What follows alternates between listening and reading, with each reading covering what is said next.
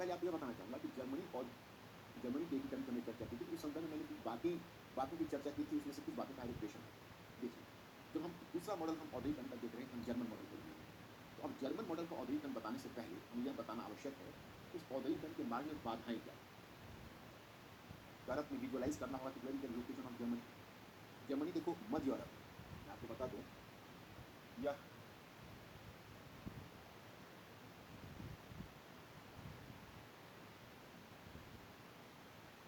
Belgium, Holland वगैरह है। इधर आपको डेनमार्क है, नॉर्वे, स्वीडन वगैरह है। इधर स्पेन होता है और यहीं से इटली और जर्मनी इटली से। तो अब मैं आपको ये बताना चाहूँगा ये जर्मनी है, तो जर्मनी उसमें 200 छोटे-छोटे राज्य मिल गए और उसका एक बड़ा सा क्षेत्र उसका प्रशा है। तो जर्मनी में है, लेकिन वह एक तरह से एक सबसे शक्तिशाली राज्य के रूप में प्रशा है और प्रशा के बगल में देखो पोलैंड है। अब यूरोप के मैप पर देखोगे तो आपको सारी कंट्री दिख जाएगी, किसके बाद क्या है। तो जर्मनी है, तो ये ऑस्ट्रिया है, फिर हंगरी हो जाएगी और उसको बाद में टूट करवा कर बहुत संभव है। और यहाँ पोलैंड यहाँ समाप्त होगा, यहाँ से रशियन एम्पायर यहाँ से शुरू होगा। और यहाँ देखोगे ऑस्ट्रियन यहाँ पर अब ऑटोमन साम्राज्य था, तुर्की। इस प्रकार से आप देखोगे यही जर्मनी पहले 200 छोटे-छोटे राज्यों में विभाजित था, पहले से ही विभाजित था। और सवाल है कि अगर इसको इंडस्ट्रियलाइजेशन के लिए जाना है तो 200 जगहों पर पूंजी रहेगी तो बाजार कैसे दे सकते हैं? बाजार को विकसित करने के जैसा कि मैंने आपको बताया था, ब्रिटेन क्या फ़ायदा मिला? 17वीं सदी में स्कॉटलैंड इसका और जो ब्रिटेन है, वेल्स, इन सब क्षेत्रों का एकीकरण हुआ। तो एकीकरण होने का फ़ायदा ब्रिटेन को मिला था कि अब उसको एकीकृत बाजार मिला था। तो 200 राज्यों में विभाजित किया।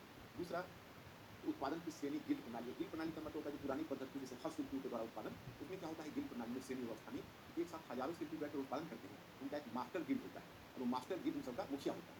लेकिन ये उत्पादन के साथ साथ कहीं न कहीं सामाजिक कल्याण को भी अपना लक्ष्य बनाते हैं, तो गिल्ड प्रणाली को कहीं न कहीं सामंती उत्पादन प्रणाली से जोड़कर देखा जाता है, वो पूंजीवादी उत्पादन प्रणाली में उसकी गणना नहीं की जाती।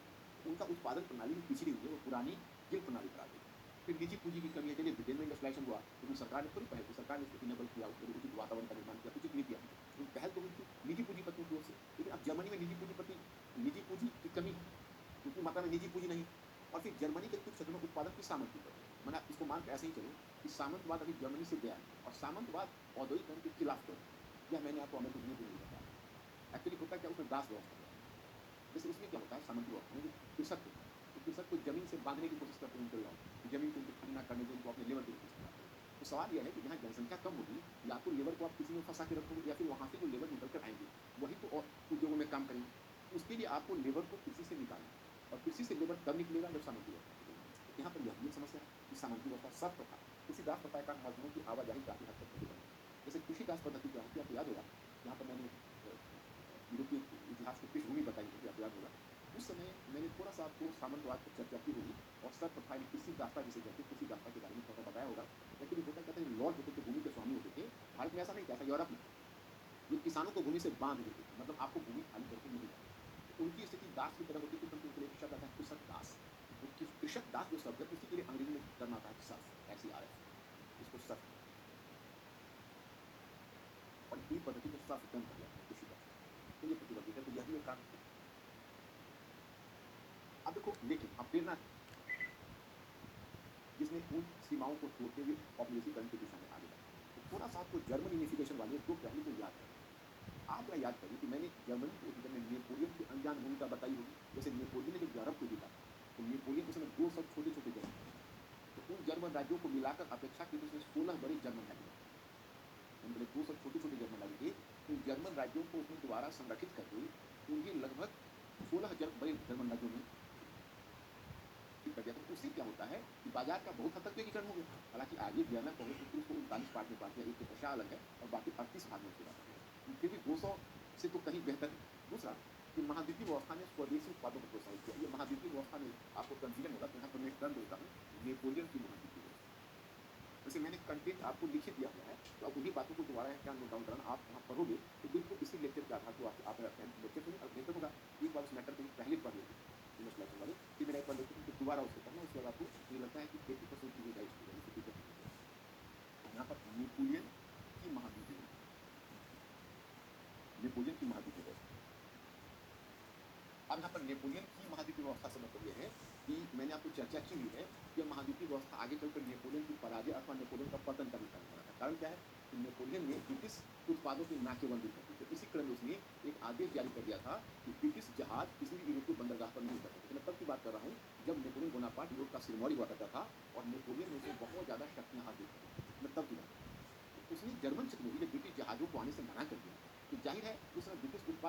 एक तरह से पूरे यूरोप का manufacturing house, power house. British product पूरे यूरोप में छाए होते थे, और जब ब्रिटिश प्रोडक्ट को उसने यूरोप से निकाला, उसका फायदा लोकल प्रोडक्ट। जैसे अगर ब्रिटिश प्रोडक्ट जर्मन क्षेत्र में नहीं पहुंचे, जर्मनी का लोकेशन देख ही रहे, तो फिर वहाँ के लोकल प्रोडक्ट का उपयोग लोग करते, तो लोकल इंडस्ट्री को फलने फूलने का अवसर मिला। तो एक फैक्टर एक था।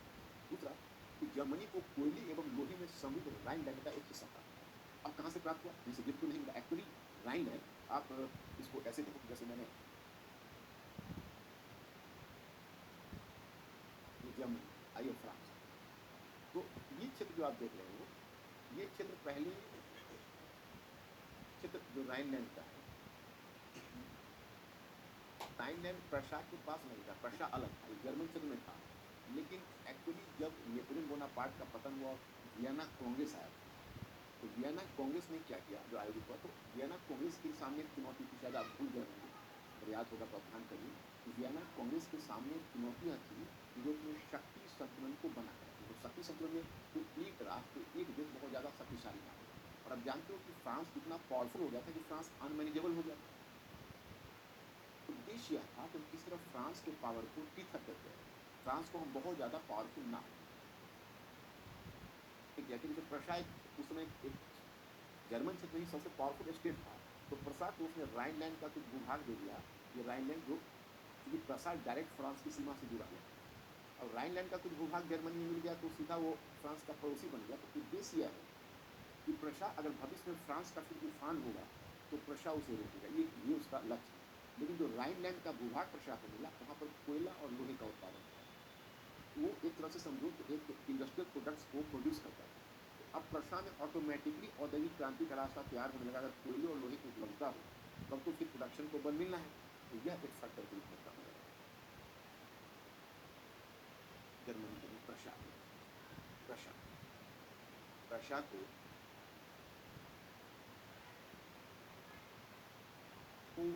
कोयले एवं लोहे में समृद्ध राइनलैंड का एक हिस्सा था।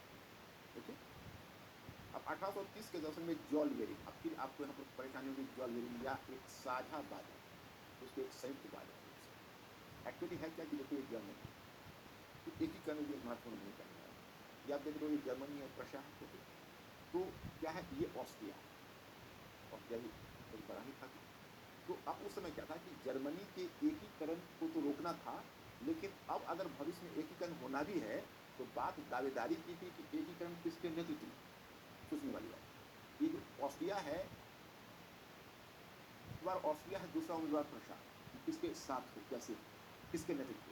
तो उसी समय क्या हुआ कि 1834 में एक यहाँ पर जॉलवेरिन नामक संस्था बनी, उसको सॉल्वेरिन भी बोलते हैं, वो हिंदी में तो सॉल्वेरिन, इंग्लिश में तो सॉल्वेरिन भी प्रोनाउंस करते हैं, जॉलवेरिन या सॉल्वेरिन भी करते हैं, आपको मिलेगा। इसको चुंगी संघ, तो चुंगी संघ एक कॉमन चुंगी संघ बनाया गया। जैसे यूरोपीय बाजार आप देख रहे हो ना, उसी यूरोपीय बाजार की तरह यहाँ पर एक चुंगी संघ है, और इस चुंगी संघ के माध्यम से प्रशा और शेष जर्मनी एक मिलकर एक साझा बाजार यूरोपीय यूनियन की तरह एक चुंगी संघ बना दिया। एक तरह से प्रशा के साथ इसका आर्थिक एकीकरण जर्मन से होता हुआ, और प्रशा वैसे भी औद्योगिकरण में ज़्यादा विकसित होकर जर्मनी बाकी राज्यों से की तुलना में प्रशा ज़्यादा आगे बढ़कर आया था। तो प्रशा और शेष जो अन्य जर्मन राज्य थे, उनका जब एक साझा बाजार बना, जब चुंगी संघ का निर्माण हुआ और उसके उनके बीच जब एकीकरण हुआ, तो इसका स्वाभाविक लाभ अब क्षेत्र को मिलना है, और इससे भविष्य में औद्योगिकरण का ताना बना गया। रेलवे का निर्माण, मैं आपको बता ही चुका हूँ कि रेलवे का निर्माण इतना इम्पोर्टेंट चीज़ है कि रेलवे के निर्माण के बिना उस समय जो सेकेंड इंडस्ट्रियलाइजेशन हुआ, सेकेंड इंडस्ट्रियल रेवोल्यूशन, उसमें रेलवे ने बड़ी अहम भूमिका निभाई। तो जर्मनी में 1830 और 1840 के दशक, 30 एवं 40 के दशक में, 1830 एवं 40 के दशक में एकदम जमकर रेलवे का निर्माण हुआ। तो 1830 और 1840 के दशक में जो रेलवे का निर्माण हुआ, उसका फायदा भी जर्मनी को मिला। और यहाँ पॉइंट नंबर 6 में आपको बताया जा रहा है कि ब्रिटेन से भिन्न यहाँ ज्वाइंट स्टॉक बैंकों का विकास हुआ। और मैं यहाँ पर यह बताना चाहता कि निवेश में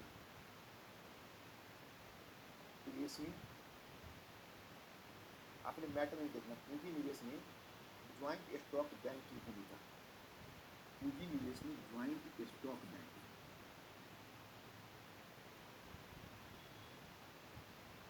निजी निवेश में ज्वाइंट स्टॉक बैंक की भूमिका। आपके मन में जिज्ञासा होगी ज्वाइंट स्टॉक बैंक क्या होता है, तो मैं इसका सीधा सा फार्मूला आपको बता देता हूँ। जैसे बहुत सारे बैंकिंग लोगों के पैसों का जमा लेता है और लोगों को उधार नहीं कर देता है। तो आप जानते हो कहीं भी इंडस्ट्रियलाइजेशन होगा तो उसमें पूंजी निवेश तो चाहिए। तो ब्रिटेन में जो औद्योगिक चलता है उसमें निजी पूंजी की जरूरत पूरा करती थी। निजी पूंजीपतियों ने जिनके पास उन्होंने पूंजी का संचय किया था, उभरता हुआ वहाँ जो पूंजीपति वर्ग और मध्य वर्ग था, और फिर उसने पूंजी का निवेश किया। जर्मनी में बड़े बड़े बैंक काम कर रहे थे, तो जब known as a joint stock. Joint stock से मतलब यह होता है उस बैंक के पास अपनी पूंजी इस तरह है कि जो कर सकते हो कस्टमर्स हैं, तो कस्टमर्स की जो डिपॉजिट राशि है उससे बैंक की पूंजी, और उससे पहले जो बैंक जिन्होंने खोला हुआ है उन्होंने कुछ खास अमाउंट ऑफ कैपिटल लगाया हुआ है, तो वह पूंजी है, और डिपॉजिटर्स की पूंजी। उतना ही पर्याप्त नहीं हो पाता है। अगर वो बैंक चाहे कि हम बड़े पैमाने पर बिजनेस करें तो मार्केट से और भी उसको पूंजी लेने की जरूरत पड़ती है। इस क्रम में वह जो बैंक है, बड़े बड़े ज्वाइंट स्टॉक बैंक बने, और ये बड़े बड़े ज्वाइंट स्टॉक बैंक बाजार में शेयर जारी करके अतिरिक्त रकम की उगाही कर सकते हैं। ये ज्वाइंट स्टॉक बैंक बाजार में शेयर जारी करके अतिरिक्त रकम की उगाही करके, इसमें क्या होता है, जो शेयर धारक है वो मुनाफा में हिस्सेदार बने, लेकिन संबंधित जैसे ज्वाइंट स्टॉक कंपनी में होती है, ज्वाइंट स्टॉक बैंक में होता है, इसी का नाम हुआ ज्वाइंट स्टॉक बैंक। उनके पास काफ़ी पूंजी थी, लेकिन जर्मनी में निजी पूंजीपतियों का अभाव था ब्रिटेन की तरह, तो ज्वाइंट स्टॉक बैंक यहाँ पर पूंजी लेते हैं। अब आपको सूचना मिलती है कि एकीकरण के पश्चात औद्योगिकरण में तीव्र वृद्धि हुई और 30 वर्षों के भीतर ही जर्मनी में ब्रिटेन के पीछे था। लेकिन जर्मनी में वास्तविक इंडस्ट्रियलाइजेशन जो हुआ है वह जब जर्मनी का एकीकरण 1870 में, जब जर्मनी एक संयुक्त राष्ट्र बना, फिर जर्मनी का वास्तविक एकीकरण की प्रक्रिया, सॉरी जर्मनी के औद्योगिकरण की प्रक्रिया, तब एक तरह से जर्मनी के औद्योगिकरण का वास्तविक विस्तार हुआ। और किसी क्रिटिक ने सच ही कहा कि 30 वर्षों में जर्मनी ने वो हासिल कर लिया जो जिसे हासिल करने में ब्रिटेन को 100 वर्ष लगे। एक समय आएगा कि द्वितीय औद्योगिकरण में ब्रिटेन लीडिंग नहीं रह जाएगा, ब्रिटेन का तीसरे पायदान पर आ जाएगा। प्रथम पायदान पर संयुक्त अमेरिका जाएगा, द्वितीय पायदान पर जर्मनी रहेगा, और तीसरे पायदान पर ब्रिटेन तीसरे पायदान पर। अब जर्मनी में औद्योगिकरण की विशेषताएं क्या है कि रेलवे की महत्वपूर्ण भूमिका है, तो बाकी जगहों पर भी। दूसरा, बुनियादी और भारी उद्योग, यानी बुनियादी उद्योग के लिए और भी नाम आप दे सकते हो, पूंजीगत। कैपिटल गुड्स इंडस्ट्रीज का मतलब है पूंजीगत। अब मुझे फिर दोबारा पूंजीगत और उपभोक्ता संबंधी उद्योगों का अंतर तो नहीं बताना होगा, तो पूंजीगत और भारी उद्योग जैसे रासायन उद्योग, लौह और विद्युत उद्योग की स्थापना, इन उद्योग की स्थापना, और ऑटोमोबाइल उद्योग की स्थापना। तो विशेष रूप से जर्मनी तुम देखोगे रासायन उद्योग में आगे है, विद्युत उद्योग में आगे है, और ऑटोमोबाइल उद्योग में आगे है। यहीं पर तुम देखोगे जिसे आज भी उसने अपना रेपुटेशन बनाया हुआ है, और उस कंपनी का नाम आपने सुना होगा, मर्सिडीज बेंज। तो मर्सिडीज बेंज ये जर्मन कंपनी थी जो ऑटोमोबाइल में आगे हुई, और ऑटोमोबाइल के क्षेत्र में लीडिंग कंपनी पूरी तरह स्थापित हो गई, और फोर्ड कंपनी के साथ इसकी प्रतिस्पर्धा हासिल हो गई। अब प्रत्येक औद्योगिकरण का अपना कॉस्ट है, अपना इम्पैक्ट, चाहे वो जर्मन औद्योगिकरण हो, चाहे वो रशियन औद्योगिकरण हो, चाहे वो जापान का हो। तो मैं यहाँ पर यह बताना चाहूँगा इसका प्रभाव। तो प्रभाव में पहला प्रभाव हम यहाँ बता रहे हैं कि औद्योगिकरण के चलते, औद्योगिकरण के कारण एकीकरण को प्रोत्साहन मिला। मतलब औद्योगिकरण का तो एक प्रभाव था एकीकरण, क्योंकि मैंने आपको जर्मनी के एकीकरण में बताया कि जो भूमिका बिस्मार्क ने निभाई है उससे थोड़ी भी कम भूमिका जर्मन औद्योगिकरण ने नहीं निभाई। जर्मन औद्योगिकरण ने जर्मनी में एक संयुक्त बाजार बनाया, एकीकरण के भौतिक आधार पर मजबूत किया। तो एक तो जर्मनी में इंडस्ट्रियलाइजेशन शुरू हुआ, औद्योगिकरण शुरू हुआ, तो अपने शुरू के दिनों में इसने एक सकारात्मक प्रभाव पैदा किया, और वह है जर्मनी का एकीकरण। और इसका दूरवर्ती प्रभाव थोड़ा नकारात्मक हुआ, क्योंकि जर्मनी को जब एकीकृत जर्मनी बना तो इंडस्ट्रियलाइजेशन में, यानी औद्योगिकरण में जर्मनी आगे बढ़ा, वो आगे बढ़ा इतना तक कि ब्रिटेन से भी वो आगे निकलने लगा, उसे भी ओवरटेक करने लगा। अब उसमें दिक्कत क्या होती है, मैं आगे आपको साम्राज्यवाद वाला टॉपिक मुझे पढ़ाना है, वहाँ मैं स्पष्ट करूँगा।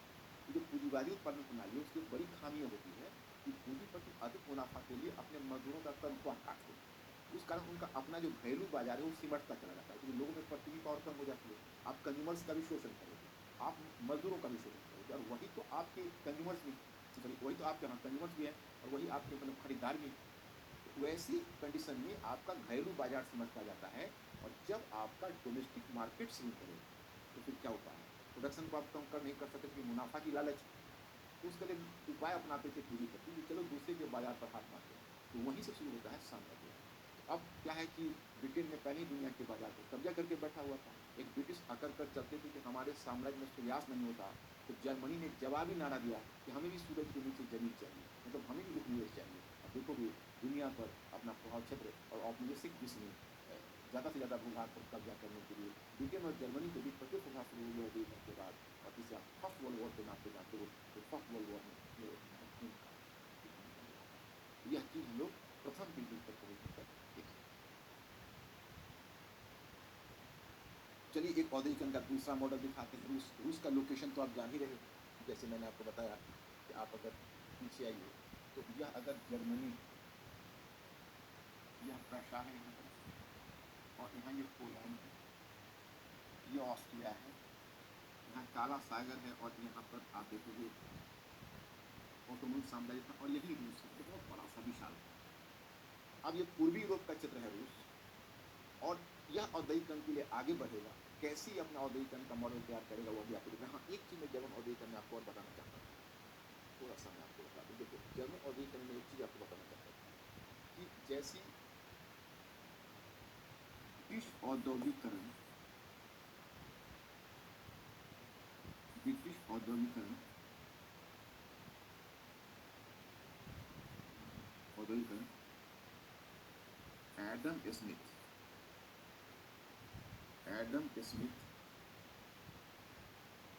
एडम स्मिथ विचारों पर आधारित, एडम स्मिथ अर्थशास्त्र में बता चुका हूं। एडम स्मिथ के विचारों पर आधारित,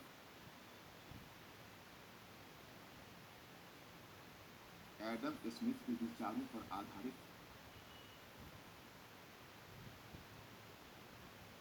मुक्त व्यापार के सिद्धांत में सिर्फ मुक्त व्यापार के सिद्धांत से प्रेरित, मुक्त व्यापार के सिद्धांत से प्रेरित,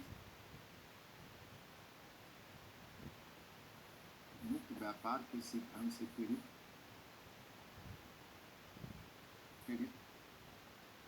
वहीं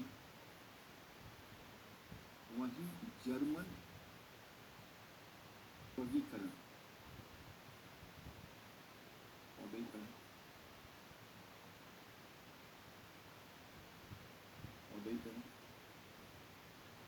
जर्मन औद्योगिकरण एक अर्थशास्त्री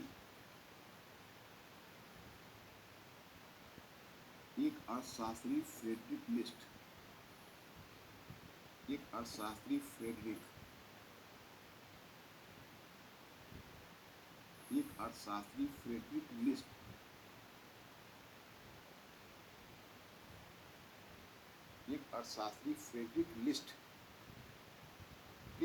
के विचारों, अर्थशास्त्री फ्रेडरिक लिस्ट के विचारों से पीड़ित।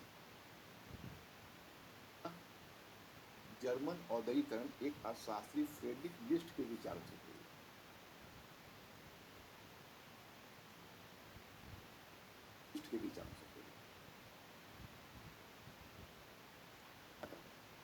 तो फ्रेडरिक लिस्ट हैमिल्टन का शिष्य, वही अमेरिकन अर्थशास्त्री हैमिल्टन ने क्या कहा था चुंगी लगाओ, बंद बाजार को प्रोटेक्ट करो, संरक्षणवाद नहीं। फ्रेडरिक लिस्ट का कहना है कि भाई हम कैसे मुक्त व्यापार की नीति अपना सकते, हमें तो संरक्षण चाहिए, we are the latecomers. अगर हम आपके साथ प्रतिस्पर्धा करेंगे, आप पहले से ही आगे चल रहे हैं, तो हमारा हारना तय है, तो हमें मुक्त व्यापार की नीति से कोई मतलब नहीं, हमें तो चुंगी लगानी है। तो फ्रेडरिक लिस्ट का प्रिंसिपल यहाँ काम कर रहा है। तो जर्मन औद्योगिकरण का एक जो यूरोप और विचारक है फ्रेडरिक लिस्ट आपको, तो मैं हमने मैटर में दिया हुआ है, इसलिए कोई नई चीज़ आपको देखी। अब रूसी औद्योगिकरण में आप आगे बढ़ते हैं। अब आपको यहाँ पता चलता है कि रूस एक विशाल काय आकार वाला देश है। औद्योगिकरण के मार्ग में व्याप्त बाधाएं क्या थी? रूस की पर्यावरणीय विशेषताएं जैसे रूस में पड़ने वाली अत्यधिक, अब साइबेरिया क्षेत्र है, वो अभी तक बर्फ से ढका रहता था, तो एक तो क्लाइमेटिक कंडीशन यहाँ नहीं है, जहाँ पर एक बहुत बड़ा क्षेत्र है वो अत्यधिक ठंड से है। दूसरा है कृषि दास्ता, रूस में कृषि दास्ता, वही जो मैंने आपको बताया सफ्ट, जो कृषि दास्ता थी एक प्रकार की दास व्यवस्था क्या थी, तो दास व्यवस्था औद्योगिकरण के मुख्य सिद्धांत के खिलाफ जाता है। क्योंकि आप अगर दास व्यवस्था आपने चलाया हुआ है, तो दास व्यवस्था में क्या होता है, दास अगर है तो फिर वो एक क्षेत्र से दूसरे क्षेत्र, जिसको मैंने आपको अमेरिकी न्यूज में बताया था, एक फ्री वे कर सकते हैं, फ्री वेज ट्रेड, मतलब जिसमें कि स्वतंत्र रूप से मजदूरों का प्रवास होना चाहिए एक क्षेत्र से दूसरे क्षेत्र, ताकि जनसंख्या की अधिकता वाले क्षेत्र से जनसंख्या की कमी वाले क्षेत्र में अतिरिक्त श्रम आ जाए, तभी उद्योग में श्रम की आवश्यकता पूरी होगी। अगर दास व्यवस्था है तो दासों के स्वामी दास को बांध कर रखा हुआ है, और अगर दास अगर एक तरह से बंद कर रखे हुए हैं तो फिर वो इंडस्ट्रियलाइजेशन की अनुकूल नहीं आ सकता। तीसरा है उद्यमी वर्ग की अवस्था। उद्यमी वर्ग का मतलब है इंटरप्रेन्योर क्लास। इंटरप्रेन्योर क्लास से आशय हुआ है कि जो पूंजी लगाते हैं, रिस्क लेते हैं, उद्योग स्थापित करते हैं, तो ऐसा क्लास रशिया में है। मिडिल क्लास का मध्य वर्ग का भी अपेक्षित मात्र संख्या में या मध्य वर्ग का अभी अपेक्षित रूप में विकास हुआ नहीं है, उस प्रकार का गरीब वर्ग का अभाव है। और पॉइंट नंबर 4 है निजी पूंजी। वहाँ प्राइवेट कैपिटल का भी जड़ है, मतलब आप कह सकते हो कि वहाँ निजी पूंजी नहीं है इस तरह का, जो निजी पूंजी उसकी कमी है। दैट इज ऑल्सो आप औद्योगिकरण की ओर अग्रसर। जैसे मैंने यहाँ पर आपको बाधाएं बताई, ये क्या है? ये बाधाएं, 4 बाधाएं। इन बाधाओं को रखते हुए रूस औद्योगिकरण की दिशा में आगे बढ़ेगा। अब मैं आपको बताता हूँ कि सबसे पहला प्रयास मेरे मैटर में भी आपको मिलेगा, हालांकि सक्सेसफुल नहीं रहा। रूस का एक शासक हुआ करता था 18th सेंचुरी में, उसका नाम था पीटर द ग्रेट। अब आपको जानकर आश्चर्य होगा, उसमें तो कोई प्रॉपर इंडस्ट्रियलाइजेशन शुरू भी नहीं हुआ था, ब्रिटेन वगैरह कोई पहुंचने को थोड़ा और शुरू हुआ था। लेकिन अच्छा, और रूस का आप भौगोलिक स्थिति देखो, तो 3/4 क्षेत्र एशिया में है और 1/4 क्षेत्र इसका मुश्किल सिलवर है। मतलब एक ऐसा अजगर है जिसका पूरा बॉडी एशिया में लेटा हुआ है, लेकिन मुख्य है। लेकिन रूस ने कभी भी अपने आप को एशियन पावर की तरह ट्रीट नहीं किया, हमेशा यूरोपियन पावर की तरह ट्रीट किया है। शायद एशिया से अपने आप को जोड़ना उसको गवारा। तो क्या पीटर द ग्रेट है, वो पीटर द ग्रेट एक मोनार्क था, लेकिन वह रूस का आधुनिकीकरण था। तो आपको जानकर आश्चर्य होगा कि उसको एक दिमाग में यह बैठा हुआ था कि रूस को अगर आधुनिक बनना है तो उसको पश्चिम का अनुकरण करना होगा, पश्चिम। अब देखिए उसके बारे में कहा जाता है कि देखो रूस को मंगोलों ने जीत लिया, और मध्य एशिया थोड़ा सा तो उसमें क्या है कि उसको मंगोलों ने जीत लिया था, उसको चंगेज खान आपने नाम सुना होगा, किसी दोस्त से। तो जब रूस को मंगोलों ने जीत लिया था, तो फिर बाद में एक दीवान चतुर्थ था, जैसे एक वंश है यहाँ पर शासन करेगा मोनार्क का, जो रूसी क्रांति तक बंद चलेगा, उसको कहते हैं रोमनाव वंश। वह रूस का एक प्रतिष्ठित और ताकतवर वंश था, उसको रोमनाव वंश। ठीक है, ठीक है, उसकी बहुत से समय। तो क्या हुआ कि अब वहाँ पर मंगोल आक्रमण के कारण रूस में प्रकार की मंगोल संस्कृति आ गई थी। मंगोल संस्कृति में बड़ी बड़ी दाढ़ी रखते थे, बड़े बड़े टर्बन बांधते थे। तो पीटर द ग्रेट को चिट थी मंगोल संस्कृति। तो क्या था कि पसंद की तरह हमारे यहाँ भी हमारे फुली स्मार्ट दिखने दरबार में बैठते हैं, तो दाढ़ी बना के दाढ़ी बढ़ाकर और फिर बड़ी बड़ी पगड़ी लेकर बैठे हुए हैं मंगोलों की तरह। तो वह पहला इतिहास का शासक है जिसने दाढ़ी पर कर लगा दिया कि लोग क्लीन से थे। उसके बारे में कहा गया कि वह लोगों में अपने पीढ़ों में स्वयं जैसे तंबाकू का सेवन को प्रोत्साहन दिया, जैसे पाइप में तंबाकू भर के और पीढ़ों को अपने हाथों पे बना के देता था ताकि वो तंबाकू का सेवन करें, क्योंकि इसमें तंबाकू का सेवन स्मार्टनेस की निशानी है, पश्चिम का देश में। और स्वयं मजदूरों के वेश में यहाँ से ब्रिटेन हॉलैंड मजदूरों के वेश में चला जाता, वहाँ से वो इंडस्ट्री का मॉडल चुरा कर लाता, ताकि रूस में उद्योग को स्थापित करें। पहले राजधानी उसकी मास्को थी, वहाँ से वो उसको ट्रांसफर करके सेंट पीटर्सबर्ग ले गया, जिससे सेंट पीटर्सबर्ग को पश्चिम की खिड़की बोलते हैं, तो अपनी राजधानी Saint Petersburg.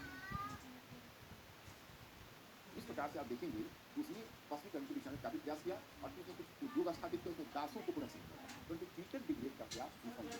Peter the great को इंडस्ट्रियलाइजेशन केवल एक तरह से समझे तो उसका फैसिनेशन था इंडस्ट्रियलाइजेशन के लिए, वो पॉलिसी सफल हुई। यहाँ पर आपको दिया जा रहा है कि रूस में वास्तविक रूप में जो औद्योगिकरण की प्रक्रिया शुरू हुई या औद्योगिकरण को बल मिला, वो मिला रूस का एक शासक था, उसका नाम था जार अलेक्जेंडर द्वितीय। तो जार अलेक्जेंडर द्वितीय रूस का शासक था, मैं उसका नाम बताऊँ, यहाँ पर दिया गया है अलेक्जेंडर द्वितीय, 19वीं सदी।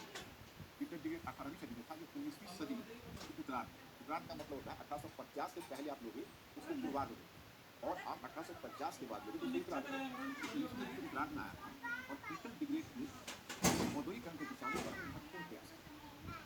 अब महत्वपूर्ण प्रयास में उसने क्या किया कि सबसे पहले उसने दास व्यवस्था का उन्मूलन किया, स्लेवरी सिस्टम। 1861 1861 में 1861 में ही अबोलिश्ड स्लेवरी सिस्टम, उसने स्लेवरी सिस्टम को समाप्त किया। अब स्लेव्स उपलब्ध हो गए इंडस्ट्री में काम करने के लिए। दूसरा, रेलवे ने कोयला खनन और लौह उद्योग के विकास का मार्ग प्रशस्त किया। अब उसने रेलवे को स्थापित किया, तो रेलवे के माध्यम से कोयला खनन और लौह उद्योग का विकास शुरू हुआ। अब मैं यहाँ पर एक दो चीज आपको बताना चाहता हूँ, जिसमें आप मैटर में पढ़ोगे तो और अच्छे तरीके से पता चलेगा।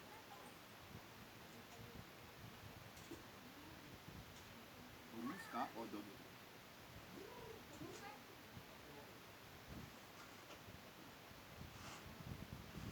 रूस का औद्योगिकरण, वास्तविक प्रयास, वास्तविक प्रयास, वास्तविक प्रयास 19वीं सदी में, वास्तविक प्रयास 19वीं सदी में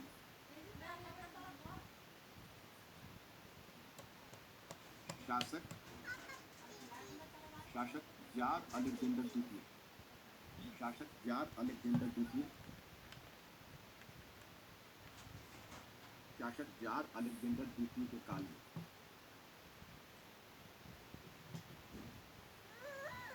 शासक जार अलेक्जेंडर द्वितीय के काल में, ठीक। अब मैं यहाँ पर बताना चाहता हूँ कि सर्जी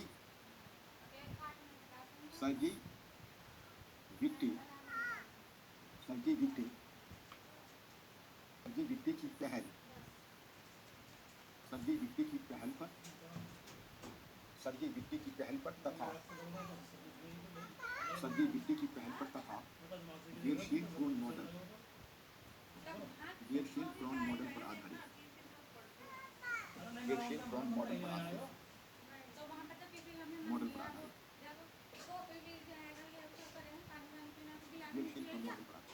क्योंकि सर्दी वित्ती आराम से लिखिए। यहाँ पर जो रूसी ऑर्डर का मॉडल उसमें पहल जैसे कि अलग शासक वो अधिक चाहता है इंडस्ट्रियल, लेकिन वहाँ पर मुख्य रूप से सर्दी वित्तीय उसका एक वित्त प्रबंधक है जिसने की है उसने अपनी पहल की। और एक अर्थशास्त्री जिसका नाम है गेरशील फ्रॉम, जैसे मैंने बताया कि ब्रिटिश औद्योगिकरण का फिगर अगर आप क्लासिकल अर्थशास्त्री को मानेंगे तो जर्मन में फ्रेडरिक बुस्ट है मॉडल, तो रूस में गेरशील फ्रॉम। और इसमें आपको कहीं दूर जाने की जरूरत नहीं, आप स्टडी में को उलटूँ वहाँ पर मैंने उसका विचार को भी बड़ा डिटेल्स में लिख दिया। तो वो गेरशील फ्रॉम मॉडल क्या कहता है, वो कहता है कि जो देश औद्योगिकरण में पीछे से आता है, मतलब that to start and industrialization a bit late, आपको मतलब एडवांटेजेस को और आपका प्रतिद्वंदी आपसे आगे चला। आप अगर नॉर्मल कंडीशन में अगर आप चाहेंगे हम भी उसी का तरीका अपना के आगे बढ़ें, तो तरीका आपका हारना क्या है। वही गेरशील फ्रॉम मॉडल में कहता है, गेरशील फ्रॉम मॉडल कहता है कि जो देश औद्योगिकरण के विलंब से आता है उसके लिए आवश्यक नहीं है वो प्रथम औद्योगिक राष्ट्र के मॉडल को, मतलब जो आपका प्रतिद्वंदी जो आपसे आगे बढ़ने चाहिए आप लेट आते हो, आप उसका मॉडल अगर आप अपनाना चाहो तो आपको सफलता नहीं, बल्कि वैसी स्थिति में उसी औद्योगिकरण का अपना मॉडल अलग विकसित करना चाहिए। और वहाँ पर क्षति विलंब से आए तो स्वयं राज्य को करनी चाहिए, राज्य को औद्योगिकरण में पहल करनी चाहिए और राज्य को औद्योगिकरण के लिए सक्रिय प्रयास करना चाहिए। और वो कहता है कि एक बार राज्य औद्योगिकरण में हिस्सा लेता है और फिर राज्य के प्रयास अगर औद्योगिकरण आगे बढ़ जाता है, ऊंचाई पर चला जाता है, तो फिर मतलब अपने ऊंचाई हाइट पर पहुंच जाता है, तो राज्य फिर पीछे हट जाएगा। और एक बार उसमें एक्टिवेट इंडस्ट्रियलाइजेशन हो गया तब आगे इंडस्ट्रियलाइजेशन अपने बल पर चलेगा।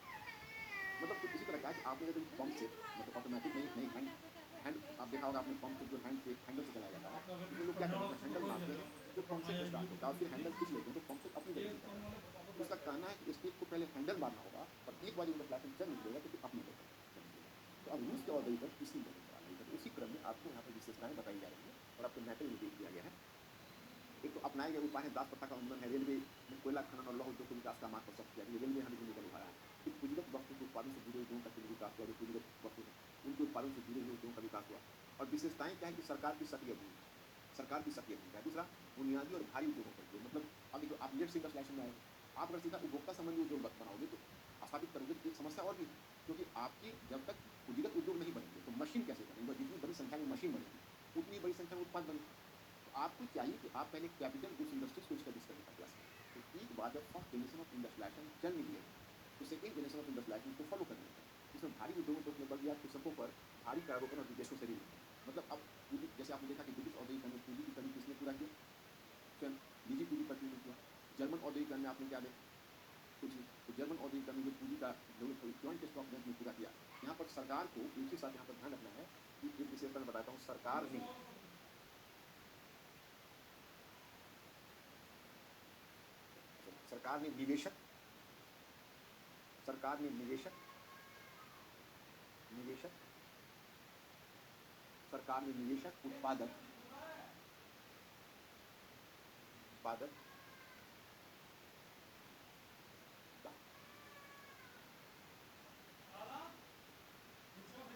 निवेशक उत्पादक उपभोक्ता सभी की भूमिका है।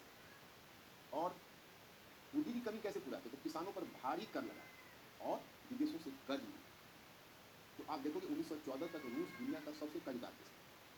अब हर औद्योगिकरण का अपना कॉस्ट है, तो रूसी औद्योगिकरण जो आगे 1917 में मैं आपको बोल्शेविक क्रांति बताऊंगा, 1917 की बोल्शेविक क्रांति में रूसी औद्योगिकरण का भी योगदान रहा। क्यों, जरा सोचिए, क्योंकि जो बोल्शेविक रूस में एक्चुअली जो बोल्शेविक क्रांति 1917 में उसमें तुम देखोगे कि क्यों उसको सर्वहारा क्रांति बोलते हैं, तो औद्योगिक मजदूरों ने पहल की, लेनिन निम्न वर्ग ने पहल की, तो क्यों संभव है। तो देखो नॉर्मली क्या होता है कि जहाँ भी औद्योगिकरण होता है तो मध्य वर्ग मजबूत हो जाता है, तो मध्य वर्ग शक्तिशाली हो जाता है, वहाँ पर फिर निम्न वर्ग को आगे चलने नहीं देता है और वह कहीं ना कहीं पूरे नीति की दिशा को बदल देता है। यहाँ पर क्योंकि राज्य के नियंत्रण में हुआ तो स्वतंत्र रूप में कोई मध्य वर्ग पैदा नहीं। दूसरा, रूसी औद्योगिकरण की विशेषता क्या थी कि अधिकांश उद्योग कुछ ही क्षेत्रों में स्थापित थे, मतलब कुछ खास क्षेत्रों में अधिकांश उद्योग स्थापित थे। तो अधिकांश उद्योग कुछ खास क्षेत्रों में ही स्थापित थे, वहाँ पर श्रमिकों की खूब आवाजाही हुई। उससे क्या हुआ कि श्रमिकों में वर्गीय चेतना तेजी से आ गई, जो आगे कार्ल मार्क्स ने, जो मैं आपको बताऊंगा कि श्रमिकों के बीच आपस में आवाजाही बढ़ी तो उनमें वर्गीय चेतना श्रमिकों के बीच तेजी से आ गई। उसका फिर आप आगे परिणाम देखते हो कि सैनिकों में जब वर्गीय चेतना तेजी से आई तो सभाराकरण हुआ और फिर वो धीरे धीरे वहाँ पर राजनीतिक दल जैसी जैसे बोल्शेविक पार्टी, मेल्शेविक पार्टी जैसी पार्टियां बनने लगी, डेमोक्रेटिक पार्टी। और नेक्स्ट वन हुआ कि राज्य ने जो किसानों पर बहुत ज़्यादा टैक्स लगा दिया, इस कारण से किसान विक्षुब्ध हो गए। कारकों ने 1917 की बोल्शेविक क्रांति में अपनी भूमिका निभाई है। तो रूस के औद्योगिकरण का स्वाभाविक परिणाम है बोल्शेविक क्रांति। इस प्रकार से हमने यहाँ पर रूस का औद्योगिकरण देखा। अब आगे मैं आपको जापान का औद्योगिकरण बताऊंगा और जापान के औद्योगिकरण की भी अपनी विशेषताएं। तो जापान का औद्योगिकरण एक अलग प्रकार का मॉडल आपको देगा। जापान के औद्योगिकरण की अपनी अलग विशेषता है। और सबसे बड़ी बात है कि एशिया का यह पहला औद्योगिकरण का मॉडल है। जापान एशिया का पहला देश है जहाँ औद्योगिकरण हुआ, इसलिए ये सबसे विशिष्ट बन गया। अब मैं पहले थोड़ा सा जापान का परिचय दूँ। अगर आप मानचित्र पर देखोगे तो छोटा सा देश, एक आइलैंड कंट्री की तरह आपको दिखेगा जापान, चाइना जैसे जाइंट कंट्री को मिलकर। तो ये यूरोप से बाहर सामंतवाद था या नहीं, इस पर आज भी विवाद है, लेकिन जापान में जो व्यवस्था कायम थी वो सामंती व्यवस्था। कहानी वहां से आरंभ। हाँ, अभी तक तो साम्राज्यवाद नहीं बताऊंगा, उपनिवेशवाद की मैंने पीछे चर्चा की, इसमें मैंने बताया था आपको बैकग्राउंड क्लास में कि जब यूरोप का विस्तार अन्य महाद्वीपों में हुआ तो यूरोप ने एशिया के दरवाजे पर भी दस्तक दिया था। तो धीरे धीरे सभी कंट्री में यूरोपीय शक्तियां घुसते गए। चीन में भी वो जबरन घुसे थे, उसकी चर्चा में आगे कहीं ना कहीं थोड़ी कर दूंगा। तो चीन में जबरन यूरोपीय शक्तियां घुस गई थी, उस पर अफीम युद्ध थोप दिया था, दो अफीम युद्ध, और चीन को बलपूर्वक और जबरन खो दिया गया। तो चीन को खोलने के बाद एक तरह से वो चीन को अपना अपना एक क्षेत्राधिक अधिकार बना लिया था। एक नारा चाइनीज चीनी खरबूजे को काटो, cut off the Chinese melon, वो उस समय का चीन था जो एशिया का मरीज था। तुलना में चीन में तो उनका प्रवेश हो गया था 1842 के नानकिंग की संधि के बाद ही, जब अफीम युद्ध में चीन को हराया था। जापान के दरवाजे पर उसके बाद दस्तक दिया। एक्चुअली हुआ ऐसा कि प्रशांत क्षेत्र में, क्योंकि अब मैं आपको बताऊंगा संयुक्त अमेरिका की जो नीति रही है, मुंडू सिद्धांत मैं आपको बता चुका हूँ। संयुक्त अमेरिका का मुंडू डॉक्ट्रिन कहता है यूरोपीय देशों को चेतावनी थी कि आप अटलांटिक पार आने की हिम्मत ना करें। मतलब लैटिन अमेरिका संयुक्त अमेरिका का गलियारा है। तो उसके बाद अमेरिका ने, इतिहास में संयुक्त अमेरिका ने अपनी एक विदेश नीति अपनाई थी। उस विदेश नीति को पॉलिसी ऑफ आइसोलेशनिज्म कहते हैं, पृथकतावाद की। तो उसने भी कोशिश यह की कि ना तो हम अटलांटिक के उस पार आपके मामले में दखलंदाजी करेंगे, ना आप अटलांटिक के उस पार आकर हमारे मामले में दखलंदाजी। तो हुआ क्या कि अब संयुक्त अमेरिका में जो औद्योगिकरण हुआ तो वही समस्या आई जो हर जगह आती है, बाजार की। तो बाजार की खोज में वो प्रशांत क्षेत्र में वो अपना प्रसार करने का सोचा। उसी क्रम में कुछ अमेरिकी नौ नाविक गुजर रहे थे देखने के लिए कहाँ कहाँ हम सैनिक अड्डा बनाए और ताकि हमारा नौसैनिक आधार मजबूत हो। तो जापान उनको भागे। और वो अमेरिकी वो नौसैनिक अधिकारी था, उसका नाम था कमोडोर पेरी। 1853 में वो अपने कुछ जहाज़ों को लेकर गुजर रहा था, तो उसकी निगाह जापान पर पड़ी। और उस समय जापान में सामंतवाद की राजा की स्थिति कमजोर होती है। तो जापान का जो किंग था वो क्योटो नामक स्थान, क्योटो एक जगह है जहाँ पर आपने पर्यावरण सम्मेलन का क्योटो में नाम सुना होगा, तो क्योटो नामक स्थान पर वो निर्वासित जीवन जीता। वास्तविक शक्ति सामंतों के हाथ में थी। सामंतों में आप जानते हो सामंतवादी व्यवस्था में पिरामिडनुमा ढांचा होता है, तो सामंतों के भी अलग अलग स्तर थे। जो सबसे बड़े सामंत थे उन सामंतों को कहा जाता था शोगुन। शोगुन आपका